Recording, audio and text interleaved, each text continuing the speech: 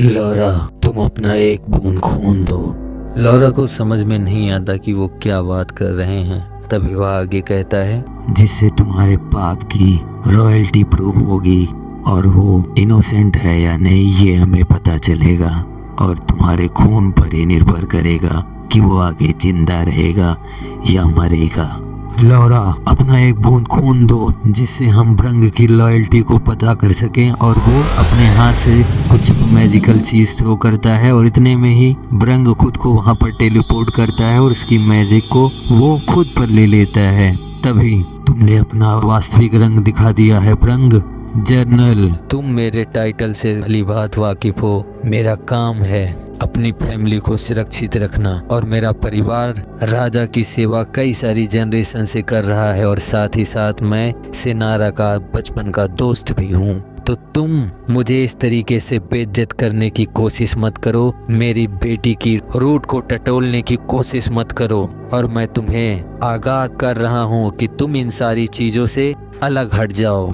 एक बार अगर तुम्हारा इनोसेंस प्रूफ हो गया तो मैं वचन देता हूँ कि मैं खुद तुमसे माफी मांगूंगा, लेकिन अभी तुम जो ये सारी चीजें कर रहे हो ये केवल तुम्हारे षड्यंत्र को ही दिखा रहा है। और वह उन पर बहुत तेजी से मैजिक की बारिश करता है, जिसको ब्रंग डिफेंड करता है। और उन दोनों बच्चों यानी लौरा और जैकरी को कुछ समझ में नहीं आ रहा होता है कि वो क्या करें और क्या हो रहा है। तभी, क्या तुम वहाँ बैठ करके देखते रहोगे सिनारा?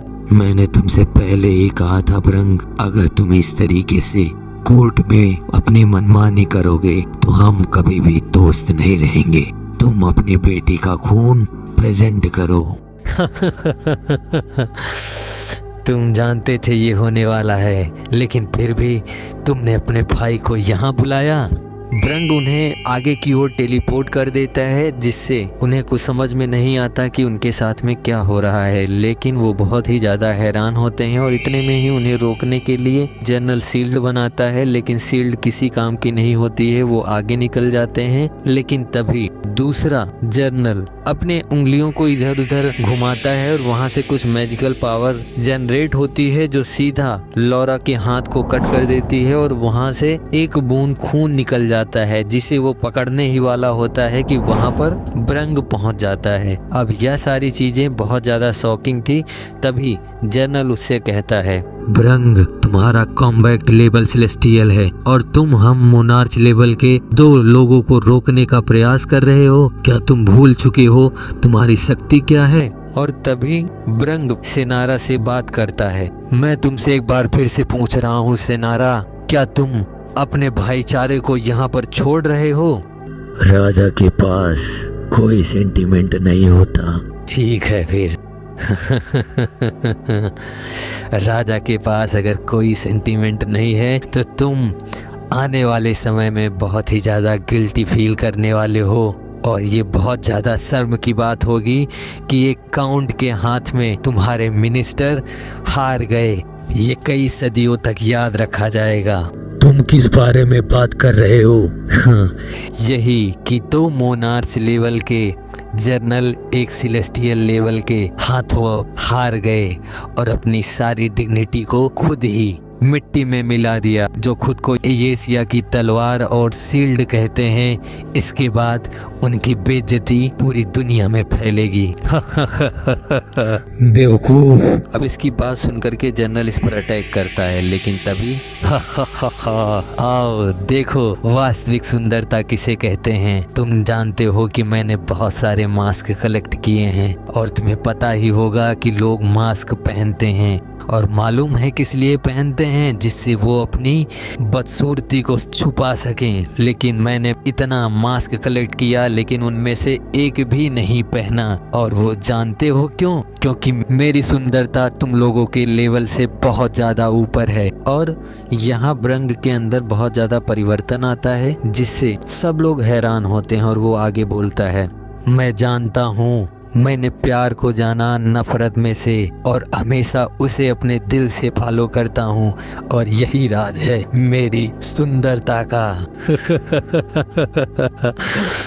तभी जर्नल बहुत ज्यादा परेशान होता है और इसे समझ में नहीं आता कि ये क्या हो रहा है। एक साधारण वैम्पायर मोनार्च लेवल की पावर को किस तरीके से दिखा सकता है, और तभी उस ताकत को देख करके वो तुरंत अपने चारों तरफ शील्ड बनाता है। लेकिन ब्रंग की ताकत इतनी ज्यादा होती है कि उसके शील्ड को भी चकनाचूर कर देता है, जिससे वह बहुत ज्यादा हैरान हो जाता है और उसे समझ में आता है कि ये पावर मोनार्च लेवल की नहीं है, एक्स्ट्राऑर्डिनरी लेवल की है। और देखते ही देखते वह सेलेस्टियल से मोनार्च पर पहुंच गया और मोनार्च से एक्स्ट्राऑर्डिनरी पर पहुंच गया, जो सबके लिए शॉकिंग है। क्योंकि अगर पावर की बात करें तो मोनार्च सबसे ज्यादा पावरफुल लीग होती है और उसमें भी बहुत सारे क्लास होते हैं। जैसे सबसे छोटा मोनार्च में मोनार्च शेल्टर होता है, उसके बाद मोनार्च एक्स्ट्राऑर्डिनरी होता है, फिर मोनार्च ग्रैंड मास्टर होता है, फिर मोनार्च पैरागन होता है, और अभी ब्रंग मोनार्च एक्स्ट्राऑर्डिनरी लेवल तक पहुंच चुका है कुछ ही क्षणों में, जो कि बहुत ही ज्यादा शॉकिंग होता है। तभी जर्नल कहता है कि अब भी तुम्हारी रैंक एक्स्ट्राऑर्डिनरी की है, और तुम्हें मैं बता दूं कि इस ताकत के साथ में भी तुम 2 ग्रैंड मास्टर को नहीं हरा सकते।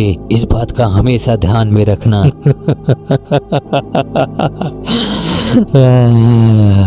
मेरी आत्मा की खून की प्यास। इतने में ही वहाँ बहुत ही ज्यादा बड़ा ब्लास्ट होता है और पूरा आसमान लालम लाल हो जाता है और वहाँ से खून की बारिश होने लगती है, और फिर से ब्रंग बदल जाता है और वह ग्रैंड मास्टर मोनार्च लेवल पर पहुंच जाता है। उसके पास में अब असीम शक्तियां हैं, बाकी सारे के सारे बच्चे दिखाई दे रहे हैं, और यह सारी चीजें देख करके जनरल बहुत ही ज्यादा हैरान हो जाता है कि वह किस तरीके से इसने किया है, और वह तुरंत अपनी ताकत से वहां पर टाइगर समन करता है और उनको आदेश देता है कि उसे रोको। लेकिन ब्रंग की ताकत ने उन सबको छिन्न भिन्न कर दिया, वो भी घायल हो जाता है और उसे समझ में आ जाता है कि ब्रंग अब ग्रैंड मास्टर ब्रंग बन चुका है। और वह उससे कहता है, क्या तुम अपने देश से गद्दारी करने वाले हो?